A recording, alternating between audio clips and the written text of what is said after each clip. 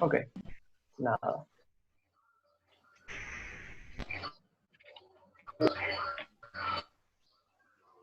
Oye, La Sí, ahí estrella se es el producto de una dialéctica de la personalidad. Un autor impone su personalidad a sus héroes y sus héroes imponen su personalidad al actor. De esta sobreimpresión nace un ser mixto, la estrella. Así se refirió Edgar Morin en el año 1970 a lo que se denominó como Star System, un sistema que en pocas palabras ataba a los actores de manera exclusiva y a largo plazo a un personaje creado por los estudios de Hollywood para asegurar el éxito de sus películas durante la época dorada de Hollywood.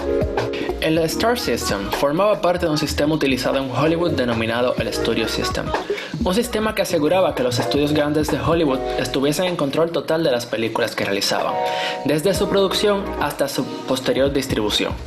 La premisa que básicamente resume este sistema podría ser: el cine es un negocio al que se le puede sacar muchísimo dinero, basándose en los ideales del monopolio y consumismo masivo típicos de la segunda revolución industrial. Entre los estudios que formaban parte de este sistema, podemos mencionar a Paramount, Warner Bros. Y Universal, que formaban parte de dos clasificaciones, o los 5 grandes o los pequeños 3.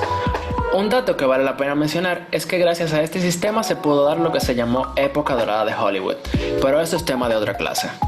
Este sistema de estudio contemplaba 3 aspectos: los estudios, los géneros, las estrellas, siendo el aspecto de las estrellas la parte más popular del Studio System. Antes de 1910, una estrella era un término utilizado en la música para un cantante muy valorado al que se le pagaba muy bien. Y los cineastas estaban muy en contra de esto porque significa pagarle más a los actores, así que no le daban créditos en sus películas.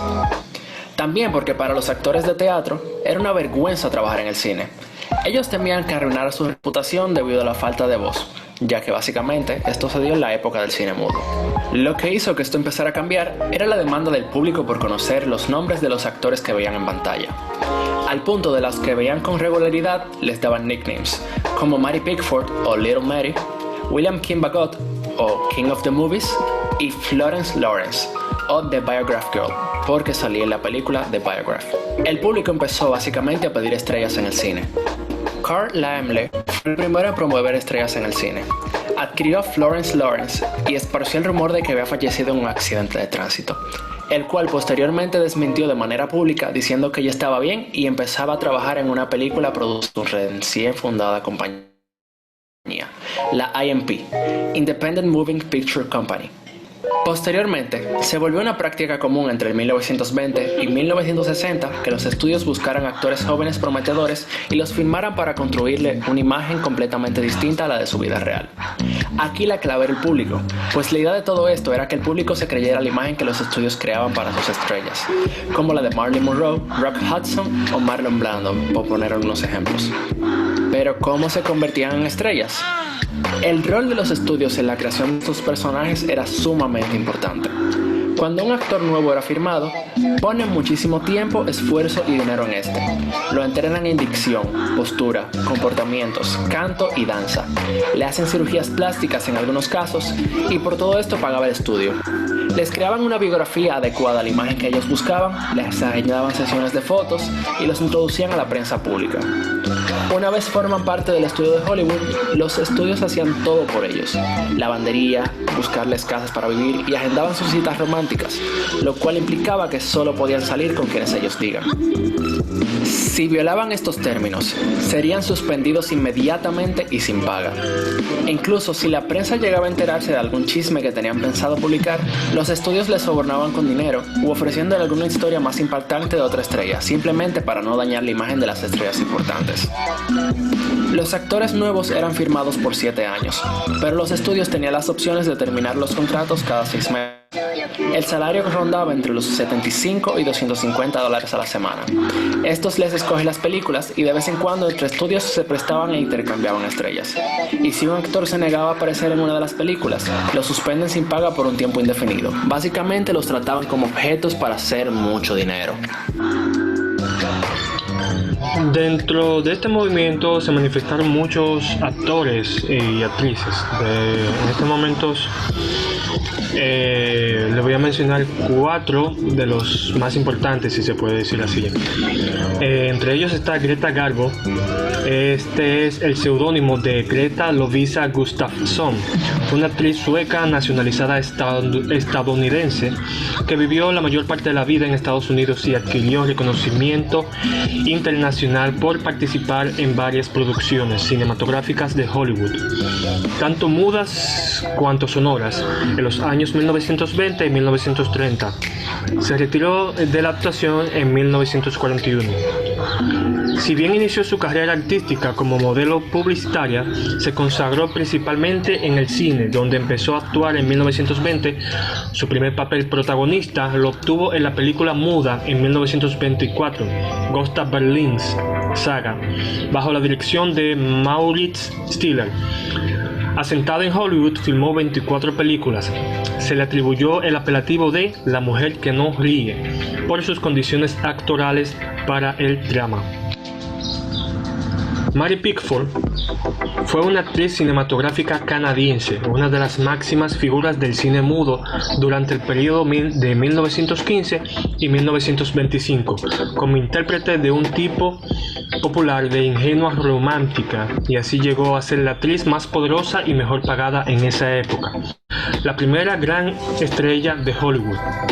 Entre el público estadounidense se le conoció como la pequeña Mary, la chica del cabello dorado y la primera novia de América. Douglas Fairbanks fue un actor, guionista, director y productor estadounidense que destacó en películas de acción en la era del cine mudo. No debe ser confundido con Douglas Fairbanks Jr., que son dos personajes diferentes. En 1918 congregó a una multitud en pleno Nueva York junto a Chaplin para promover la venta de bonos de guerra para la Primera Guerra Mundial. Estuvo casado con la actriz Mary Pickford, con la que fundó en 1919 junto con Charles Chaplin, D.W. Griffith y United Artists. Considerado como el rey de Hollywood, fue el primer presentador de los premios Oscar en el año 1929. Fue el padre del actor Douglas Fairbanks Jr. y amigo y socio de Charles Chaplin hasta su muerte en 1939. Y finalmente tenemos a Louise Brooks. Louise Brooks fue una actriz escritora estadounidense que se convirtió en una de las caras más famosas del cine mudo. Se conoce principalmente por sus papeles en películas mudas durante la última mitad de la década de los años 1920 en los Estados Unidos y, sobre todo, por 3 películas realizadas en Europa entre los años 1929 y 1930. Dentro de las características que pudimos estudiar en el Star System de Hollywood, hicimos una comparación dentro de las características de Noel Bunch en el modo de representación primitivo, y podemos destacar lo siguiente, que predomina el espectáculo sobre la narración de un punto de vista, y también está el encuadre fijo, todo subordinado a un único punto de vista. Esto lo podemos ver en el ejemplo de la película La marca del zorro, que se realizó en 1920. También haciendo las comparaciones con las características de David Bordwell, narran una historia. Y también está lo que desarrollan unas normas y convenciones que determinan el papel del espectador. Esto lo podemos ver en Robin de los Bosques o Robin Hood, que se realizó en 1922. ¿Cómo termina el movimiento? El declive del Star System se debe a varios factores. En primer lugar, la monopolio de la Suprema Corte del 1948 quitó la propiedad que tenían los estudios en los cines, haciendo que ya no sea rentable mantener contratos a largo plazo. La función de los estudios de firmar estrellas fue reemplazada por el uso de agentes y directores de casting, y las productoras empezaron a seguir un esquema basado en proyectos, donde se armaba la compañía para una filmación en particular y luego se disolvía. Las estrellas de Hollywood empezaron a cansarse de este sistema tan controlador y empezaron a negociar y a renunciar a sus contratos. El auge de la televisión que inició en los años 50 y redujo totalmente las ventas de los teatros de cine.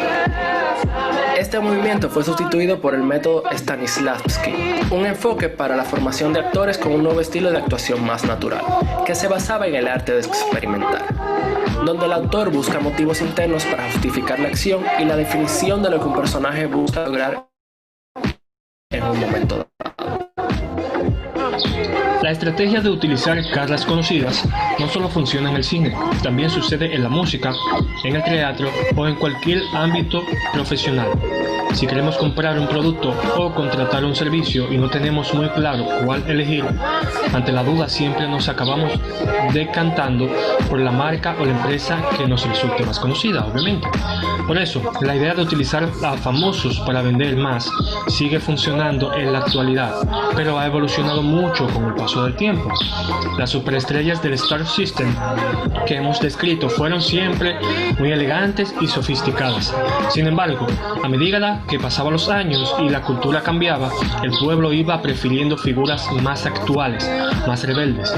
Hoy en día tenemos muchos más medios de comunicación a nuestro alcance y, aunque las estrellas a las que admiramos también reflejan a menudo una imagen muy idealista de ellas mismas, a menudo vemos por televisión, en las redes sociales o en las revistas su lado más humano, más real.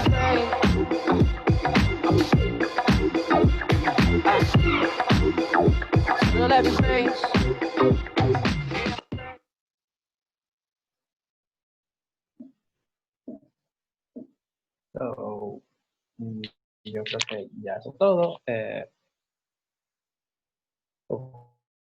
Dame este chat.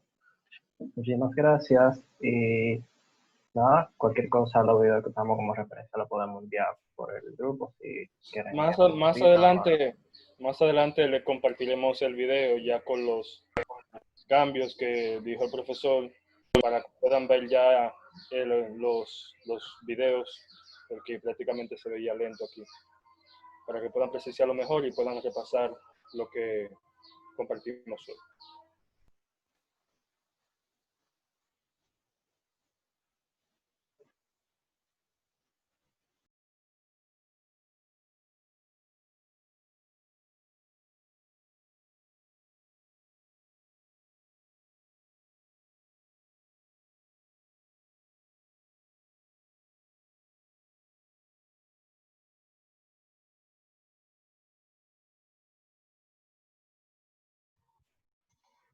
El siguiente. Sí, ya vamos. Tomás y yo. Sí, déjame compartir pantalla. Ah, ¿va a compartir pantalla tú? Ok. Sí, para poner la presentación. Está.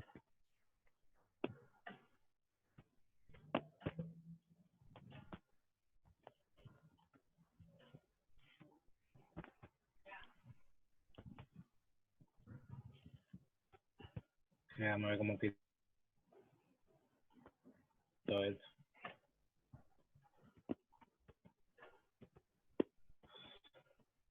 Ok.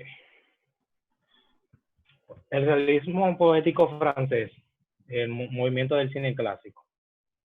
El realismo poético francés es una corriente cinematográfica que dominó la producción de ese país entre los años 1930 y de 1940, es decir, entre los inicios del cine sonoro y la Segunda Guerra Mundial.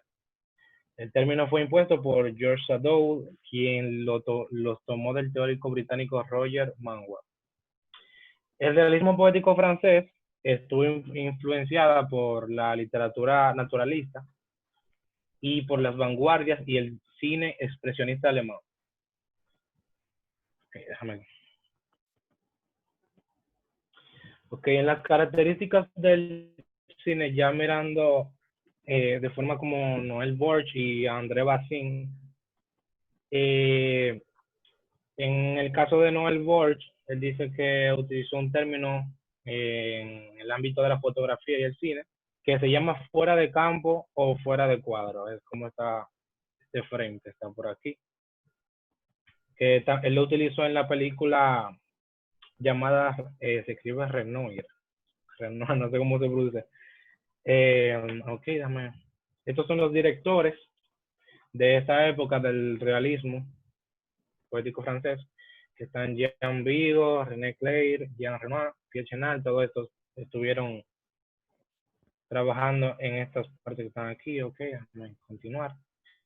Estos son los guionistas también. Hay algunos que están repetidos porque también fueron guionistas incluso. Este es un fotógrafo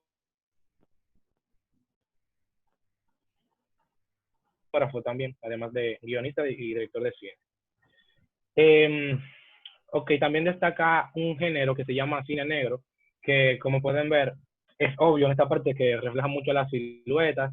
En el realismo poético francés es como le gusta marcar mucho lo trágico en sí, como que le gusta, en la iluminación le gusta resaltar mucho las sombras, no solamente en personas, sino en edificios que se vean medio tétricos así. Esta es un frame de una película que se llama Dos siluetas en la oscuridad.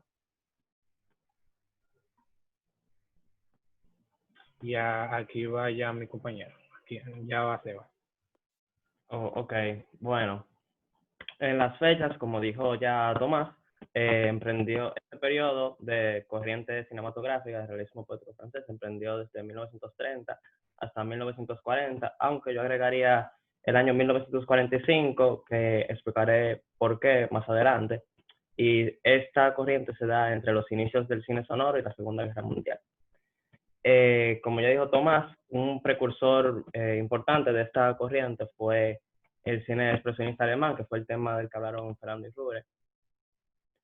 Y los más grandes precursores, el más grande es Jean Vigo, como mencionó Tomás, René Clair, Jean Renoir, Marcel Carné, Marcel Hervier, Pierre Chenal, Marc Alleguet y muchos más. También quería mencionar algunos actores que le agregan más al movimiento, que son Michel Simon, Jean Gabin y Michel Morgan, mucho Jean.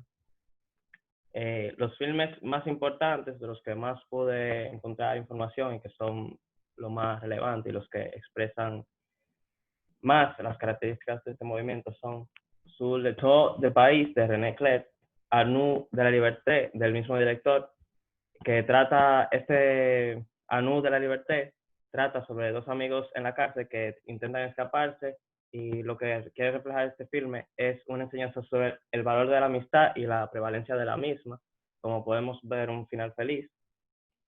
Otro filme es La Gran Ilusión, que también trata de dos prisioneros, pero esta vez son dos prisioneros que se encuentran en un campo de concentración alemán en la Primera Guerra Mundial. La Kermesse Heroique, que es de Jacques Feydet, que es una comedia ambientada en el Flandes del siglo XVII. Y ahora llega la parte por la cual yo incluyo 1945 en la cronología, y es por esta película que se llama Les Enfants du País, de Marcel Carné, que traducido al español es Los Niños del Paraíso, que trata sobre los diálogos y escenarios del poeta Jacques Prévert. Y en 1995 fue considerada por la crítica francesa una de las mejores películas jamás filmadas. Una obra maestra, se podría decir. El aporte más importante al cine de este movimiento fue que esta corriente cinematográfica fue la primera de cine sonoro que sucedió en Francia. Por lo tanto, el peso de la historia se le agrega a los diálogos. Esta corriente se fue transformando en el tiempo. Se dice que se transformó en el cine fantástico francés, aunque también puede ser llamada una precursora del cine noir, como habló Tomás, que se dio en América, una corriente bastante conocida. También el cine neorrealista italiano y la nouvelle francesa. La culminación de la corriente dice que llega al periodo de 1940, porque ahí es cuando sucede la invasión de la Alemania a Francia, por eso pudo haber ocurrido ese corte. Pero luego de la guerra salió Les Enfants du Paradis, que sucedió en 1945, luego de terminada la guerra. También el final del movimiento se pudo haber dado por el final de la guerra, y también por los avances tecnológicos y sociales que se dieron después de la misma.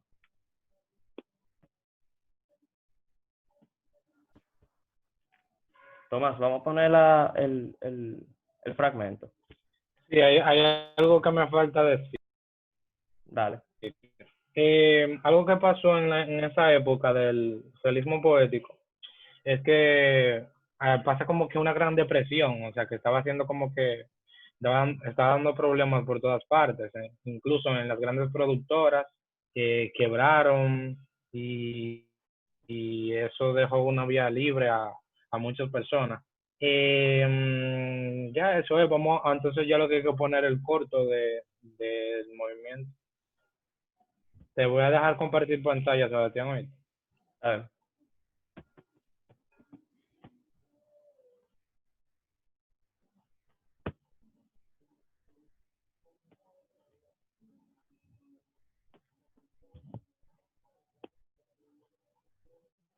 ¿Se está viendo? Sí, ahí se ve. Ok. Esto del filme que hablé, que es Desenfando Paradis, que es considerado una obra maestra, una de las más importantes filmadas en este periodo. La me encontré, porque es larga, la me encontré este fragmento en YouTube.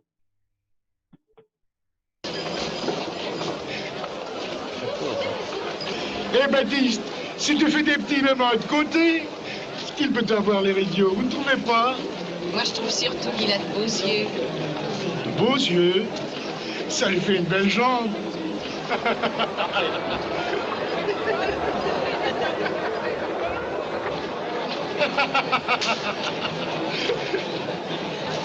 Oh, ma montre. On m'a volé ma montre en or. Mais c'est elle? Sûrement oui, c'est vous, j'en suis certain. Un voleur! Un voleur! Mais laissez-moi, c'est pas possible, vous êtes fous! Et elle met sur une partie du marché. Un voleur! Police! Sergent de ville! Quelqu'un! Qu'est-ce qu'il y a? Qu'est-ce qui se passe? Il paraît que monsieur avait une montre en or, maintenant il n'en a plus, il dit que c'est de ma faute. Pourquoi? Mystère. Mystère, oui. Et naturellement, vous êtes innocente. Comme l'agneau. Et vous, monsieur, vous êtes certain de ce que vous avancez? Sûr et certain? Arrêtez-la! Mais puisque je vous dis que ce n'est pas moi! Oh, dis ça! Est-ce qu'il y a des témoins? Moi? Moi, je suis témoin. Qu'est-ce que vous avez vu? Tout. J'ai tout vu.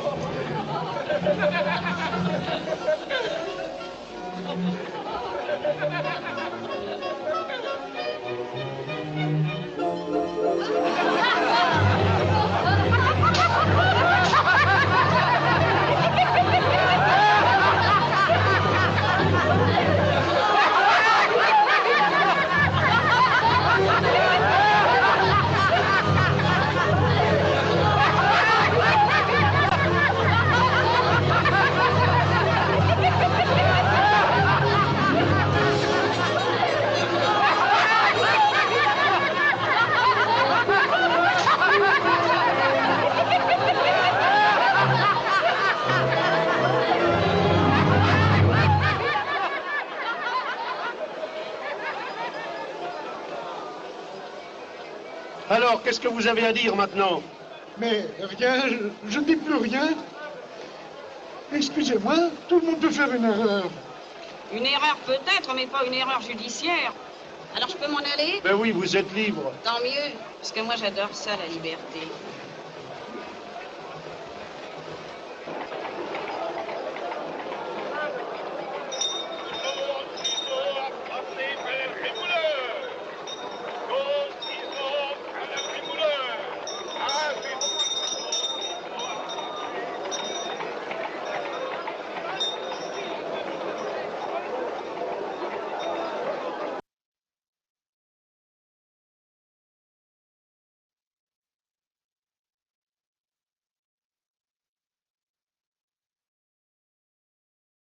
Y ya, eso fue todo.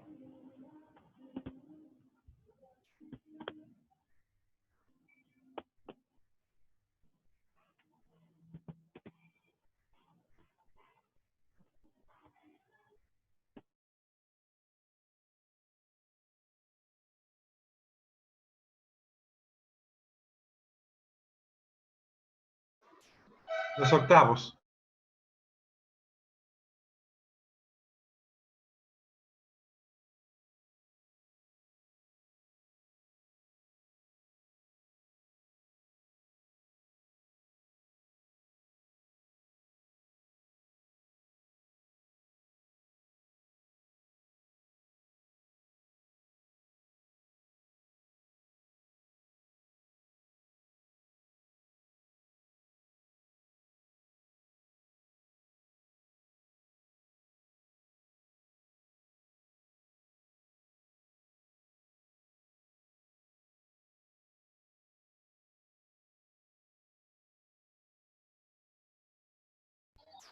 Está muteado, profe, por si acaso. No, está hablando de aguacate aquí en mi casa. Ah, ok.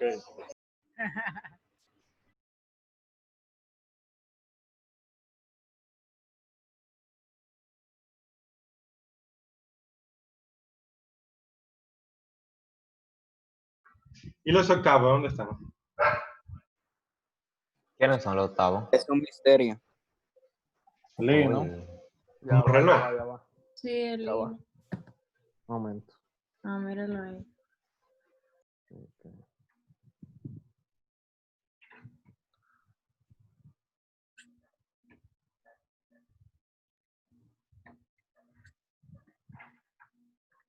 Ya se ve.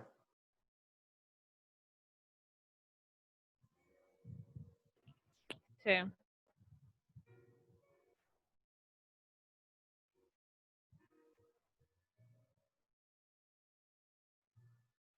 Hoy hablaremos de un tipo de cine que, si bien algunos lo catalogan comúnmente como un género, viene siendo más un estilo, un movimiento.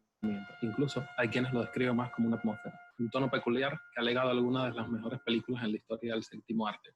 Fue el crítico francés Nino Frank quien bautizó un conjunto de películas hollywoodenses como cine noir. El cine noir, o sea,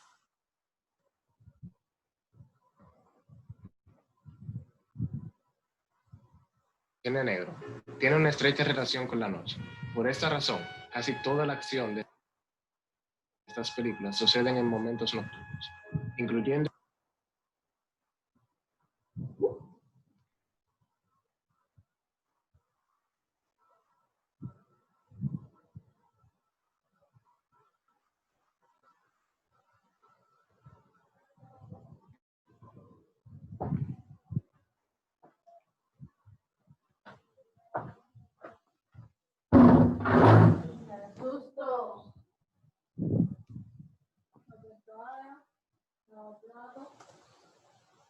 escenografías como callejones, lugares de lujo, edificios de apartamentos, hoteles residenciales, lugares con niebla y cualquier elemento de la decadencia urbana.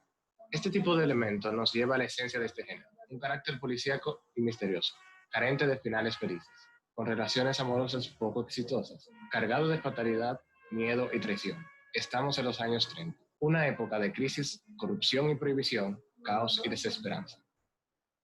Con respecto a las características que posee el cine clásico, el cine noir busca una coherencia interna y una continuidad espacio-temporal, lo que aporta un mayor... Ya.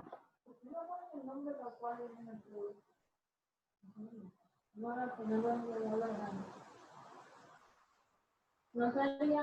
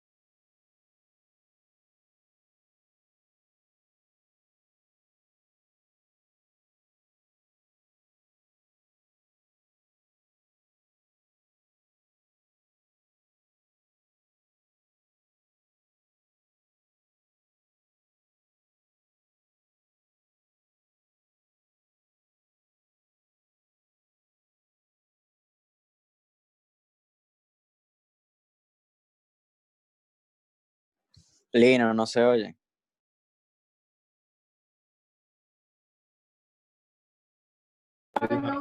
La iluminación característica de este género, por ejemplo, está fuertemente relacionada con la tradición técnica al claroscuro y el tenebrismo, y su estética, por otro lado, está claramente vinculada a la expresión alemán de principios del siglo XX, que comprendía desde el cine, el teatro, la fotografía y la pintura hasta la escultura y la arquitectura. Hacia 1931, el prolífico Michael Curtiz llevaba ya en Hollywood 5 años, habiendo llegado a rodar hasta 6 películas por año. Algunas de ellas, como 20.000 años en Sing Sing, de 1932, o Private Detective 62, de 1933, podrían también calificarse como noir. Los directores relacionados con el movimiento expresionista que trabajaron para la Universal Studios tuvieron gran libertad a la hora de realizar películas de terror como Drácula y La Momia. Ambas cuentan con la colaboración de Carl Freud, en la primera como director de fotografía y en la segunda como director. Sin embargo, la película de terror de Universal, que más se adecua al cine negro, tanto por el argumento como por el tono, es El hombre invisible, de 1933, dirigida por James Whale, rodada por Arthur Edison y producida por Carl Laemmle Jr. También el austríaco Joseph von Steuben estaba trabajando en Hollywood en aquella época, dirigiendo películas como El expreso de Shanghái, de 1932, o El diablo es una mujer, 1935. Estas películas, con su erotismo y estilo visual barroco, anticipan algunos de los elementos centrales del cine negro.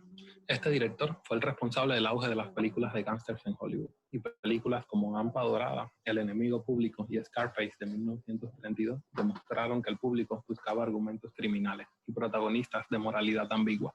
Muchos de los clásicos del cine noir están basados en las novelas de Hamlet, y las obras de Caín sirvieron a su vez como base para Perdición, de 1944, El cartero siempre llama 2 veces, de 1946, y Ligeramente escarlata, de 1956. El escritor Raymond Chandler, que debutó como novelista con El sueño negro en 1939, rápidamente se convirtió en el autor más popular de la novela negra.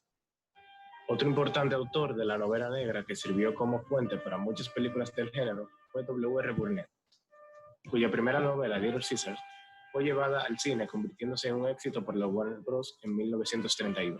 Ya durante la época dorada del cine negro, 7 de sus novelas fueron llevadas al cine, entre ellas las más conocidas como El último refugio, de 1941, Discount for Hire, en 1942, y La jungla de asfalto, en 1950.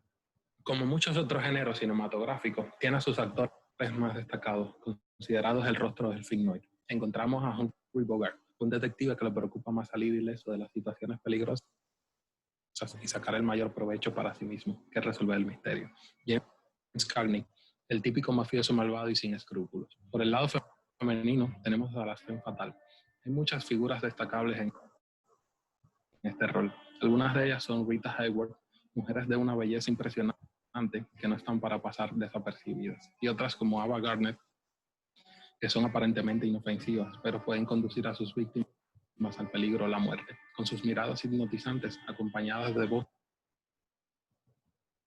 seductoras que derretirían a cualquiera.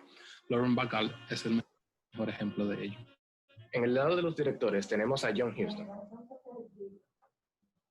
que con su película El Halcón Tex está considerada como la obra que marca el comienzo del cine noir. Como muchos otros directores de la época, Otto Preminger obtuvo su primer éxito en Hollywood dentro del cine noir, con su película Laura, la cual cuenta la historia de un detective que investiga la muerte de una mujer y acaba obsesionado con ella.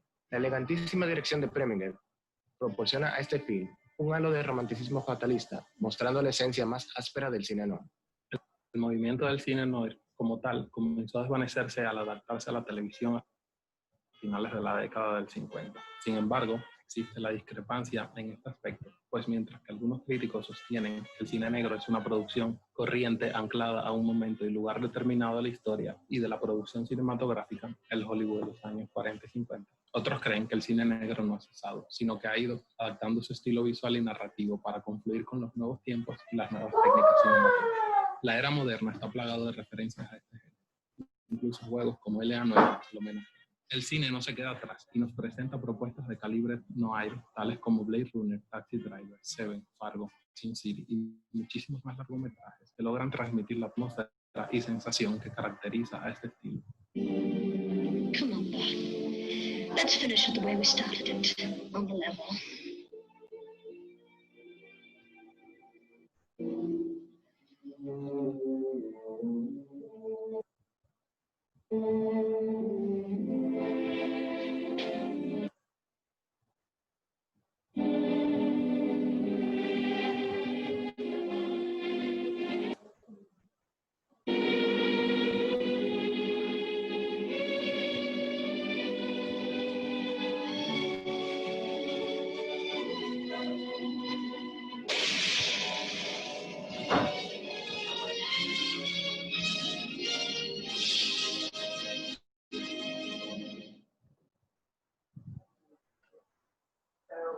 Bueno,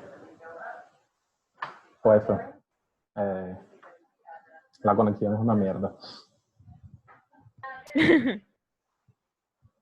Pero yo lo voy a poner público en YouTube y voy a compartir el link cuando se acabe la clase, porque no se vio entrecortado y todo.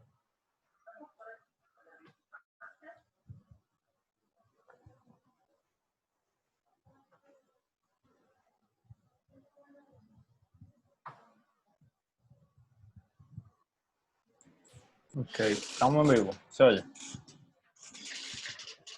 Ok, vamos a hablar ahora un poco sobre el cine naturalista norteamericano, más específicamente del cine western. El cine western es, vamos a decir, como la marca de oro del cine norteamericano en el siglo XIX. Lo que es la etapa clásica tuvo un muy gran auge, lo que fue el género del western en Estados Unidos. Y probablemente es el género que mejor define la industria de los Estados Unidos en ese tiempo, presentando mucho lo que es el territorio virgen de los Estados Unidos, mostrando como que Estados Unidos es el mejor país del mundo, etcétera, etcétera, etcétera. Y mostrando también la valentía de los americanos en la lucha contra los nativos americanos, que es paradójico para mí, pero por ahí va el asunto. Ok. El denominador común más popular de las películas del oeste es un personaje central, que normalmente es el típico personaje matatán, por decirlo en palabra dominicana, que es el más malote, que es el más errante, el llanero solitario, que es una película tipo de cine western, pero el llanero solitario que es un vaquero que cumple, no sigue las normas de las leyes que hayan, sino que tiene un código de honor y que lo sigue todo según su código de honor. Tipo, si lo podríamos comparar con algún personaje postmoderno, tipo Batman. O sea, Batman es un justiciero que sigue sus leyes y según su código de honor. El personaje del cine western, el central, es este caballero, vaquero, que sigue su código de honor, que es algo que recalca mucho el cine western. O sea, no solamente el personaje principal, sino que toda la historia está basada en códigos de honor, ya sean sociales o de una familia que siguen una cosa, y nunca se apegan como a la ley. Lo que ambienta el cine western normalmente es la típica persecución a caballo, los revólver, el traje de vaquero, las prostitutas, música autóctona, peleas en los bares, etcétera, etcétera, etcétera. Y al inicio, uno de los puntos clave en el cine western era la lucha, como había dicho antes, la lucha contra los nativos norteamericanos, que en ese tiempo eran presentados como los malos, los villanos más villanos de todos los villanos, como diría, te lo resumo. Al principio, las películas del cine western se grababan en estudio, pero como se fue popularizando el tema de rodar en ambientes exteriores, etcétera, etcétera, se empezó a realizar el rodaje en lugares del oeste. Por eso el cine western, en lugares como California, Utah, Arizona, Texas, Kansas y Colorado, dándole este ambiente característico al cine western.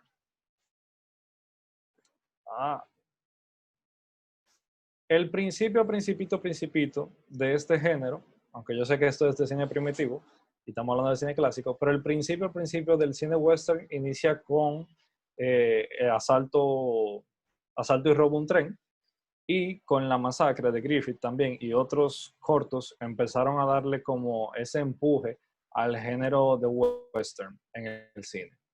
Luego, más adelante, empezaron a caracterizarse o a destacarse otros directores, como fue John Ford, que lo vamos a mencionar muchísimo porque fue uno de los directores más destacados del tiempo del western, con su película The Iron Horse, luego con otra película, La Diligencia, y Cecil B. DeMille con su película Union Pacific, donde ya muestran ahí la construcción de una ferrovía, que eso también, se me olvidó mencionarlo anteriormente, que ese era también un elemento característico del cine western. O sea, la persecución en el tren, que tiene un vagón que está lleno de algo importante, X, y que se lo quieren robar. Ese también es un punto característico del cine western. John Ford tenía un personaje o un actor específico con el que siempre trabajaba, que de hecho, si ven aquí en la diligencia, este señor se llama John Wayne, que se convirtió en el actor principal del cine western, porque trabajaba con John Ford, y John Ford fue uno de los directores más destacados de este cine.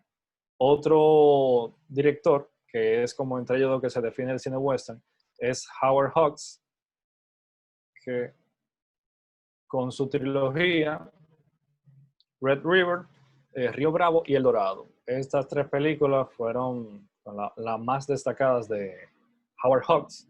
Y también más adelante se destaca la obra de Y murieron con las botas puestas de Raoul Walsh en 1941.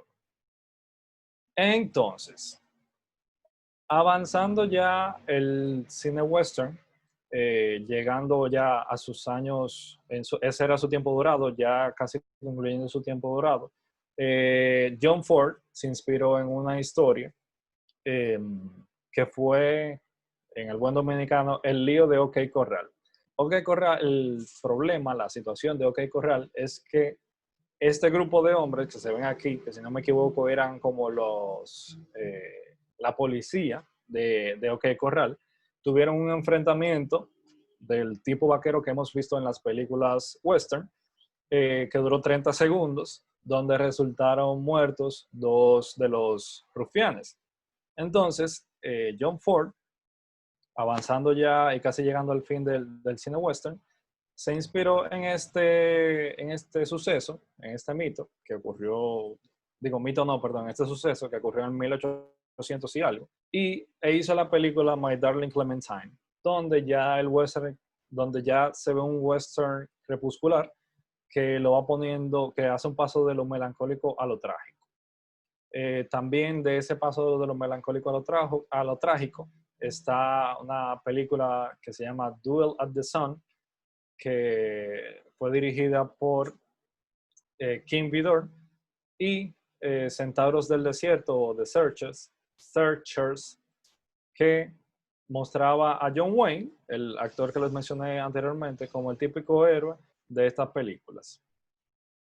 Entonces, más adelante, John Wayne sigue haciendo de las suyas. Y en la película que en los 50 fue el boom del cine western, o sea, en los años 50, John Wayne, hacía su papel de chico matatán, pero ya con otra faceta un poco más tenue. O sea, ya no era tanto ya el malote que se veía anteriormente en el cine western. Después de la Segunda Guerra Mundial, el cine western empezó a tener una decadencia. Después de la Segunda Guerra Mundial tuvo un tono más oscuro generalizado, un sentido más cabal del antihéroe, papeles más preponderantes del rol femenino, que esa era otra cosa. O sea, anteriormente las mujeres no tenían tanto peso, el personaje de la mujer no tenía tanto peso en el cine western. Tiene una versión más crítica sobre los grandes negociados. El hombre americano, la milicia, todo eso se va introduciendo ya en el cine western después de la Segunda Guerra Mundial, que ya iba la salida de lo clásico y va entrando a lo moderno. Pero con la película que podríamos decir que tuvo este cambio es con la de John Crawford, la de Nicholas Ray, perdón, Johnny Guitar, donde ya en esta película empieza la nueva ola del western, dándole un cambio que favorece al realismo. Entre los 60 y los 70, el western se extrapola a Italia y empieza el spaghetti western, donde se destaca Sergio Leone con numerosos trabajos. No sé si lo conocen, pero uno de los más famosos es Por un puñado de dólares. Y El bueno, el malo y el feo, si no me equivoco, también es de Sergio Leone. Y ahí también ya entra los actores y los directores del cine moderno, del western, que serían Clint Eastwood y un reguero de tigres más. Pero encontré este video, me van a disculpar los que no saben inglés, no llegué a subtitular ni lo encontré subtitulado, donde el mismo Martin Scorsese da una explicación así por arribita de cómo esta película ya es un paso del cine western clásico al western que va evolucionando. Johnny Guitar is an example of a minor film grown to achieve the status of a classic.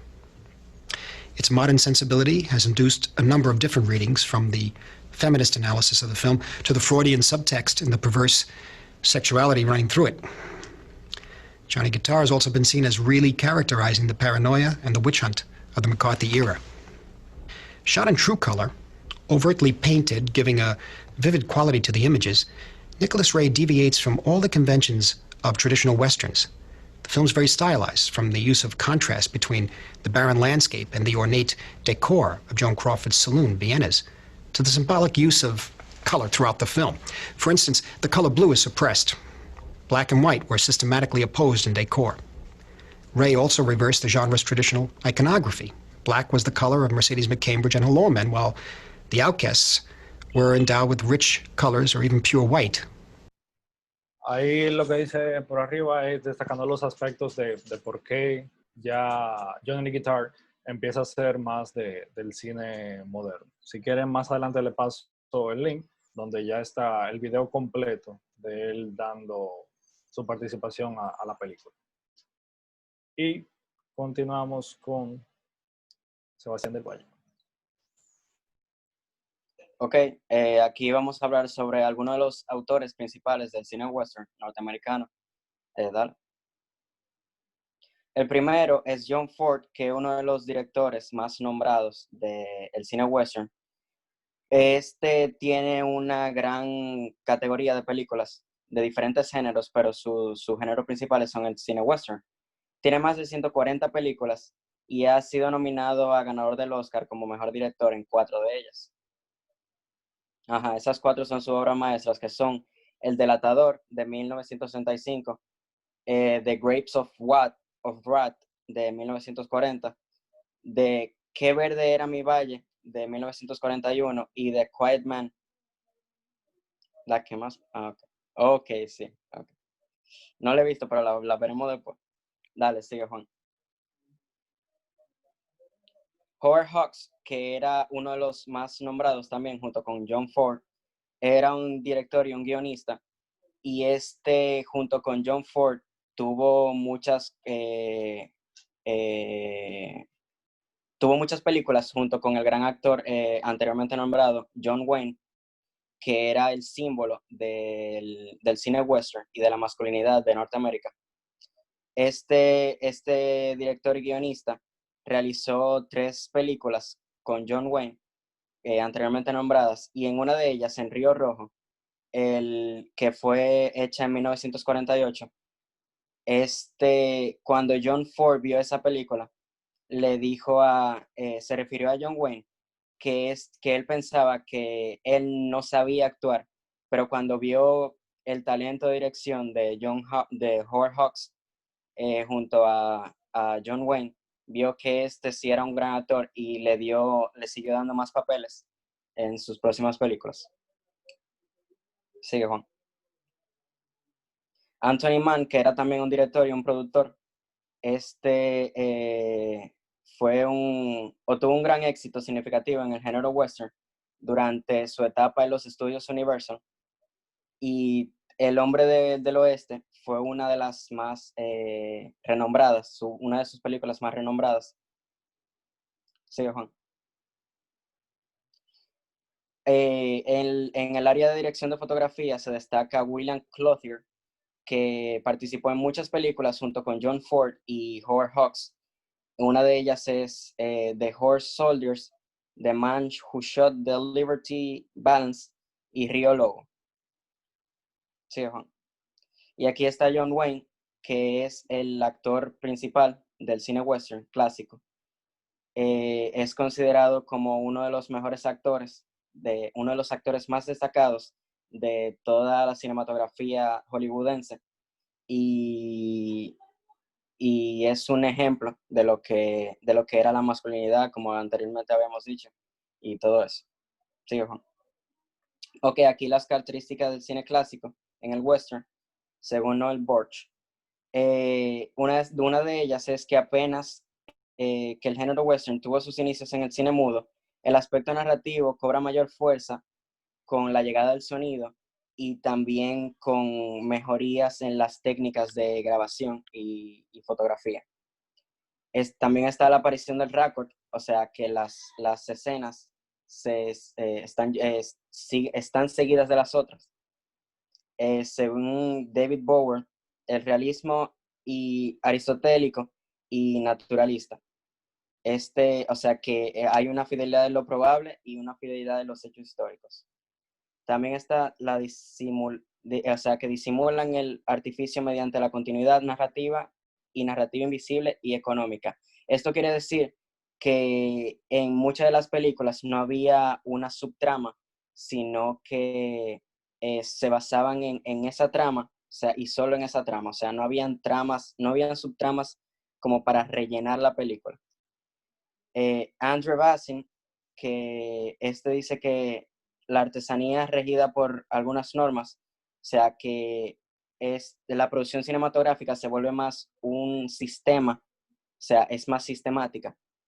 Y también respeto a la tradición y la cultura. Esto obviamente se ve claro porque el western es parte de la cultura de Norteamérica. Y esto se ve en la idiosincrasia y también en las características de los filmes. Ya. Sí, el oro es bueno.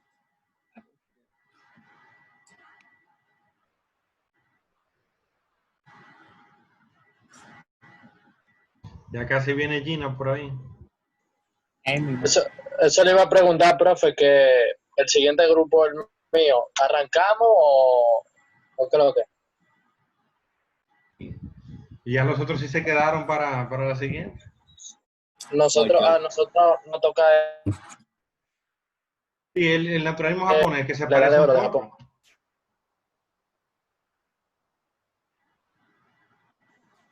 So, ¿qué usted dice?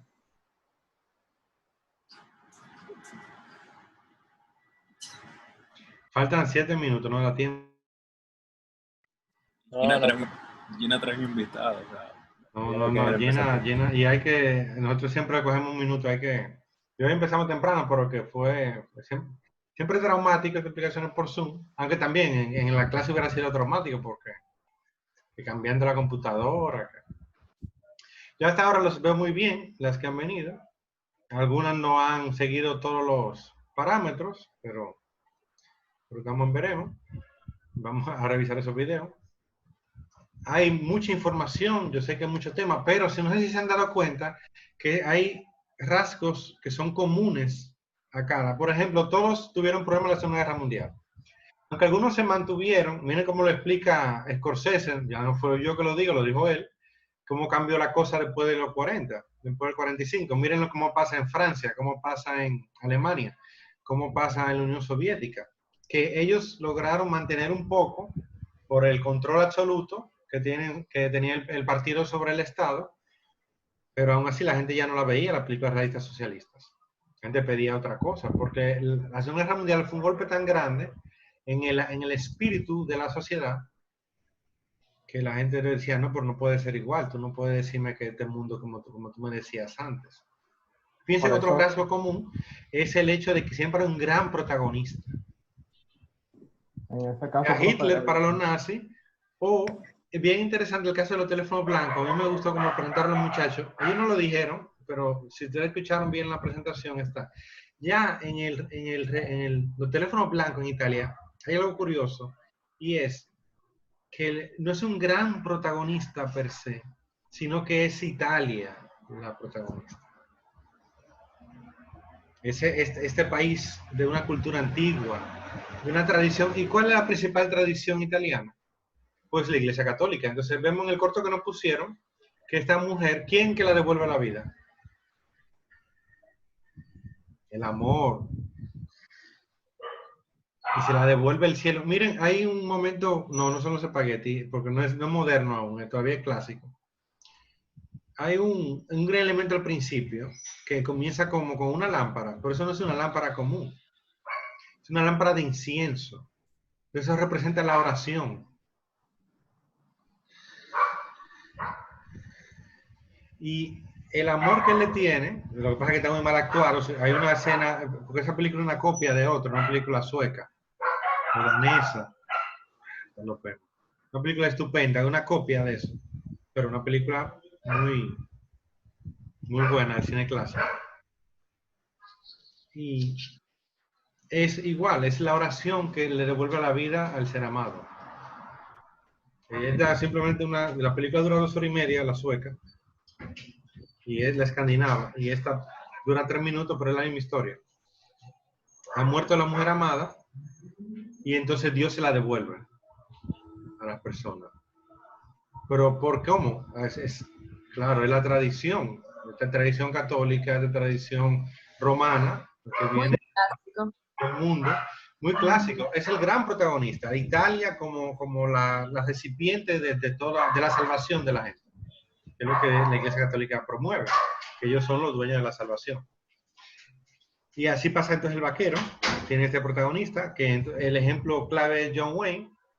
Es igual, todo el cine clásico tiene un protagonista que representa lo ideal.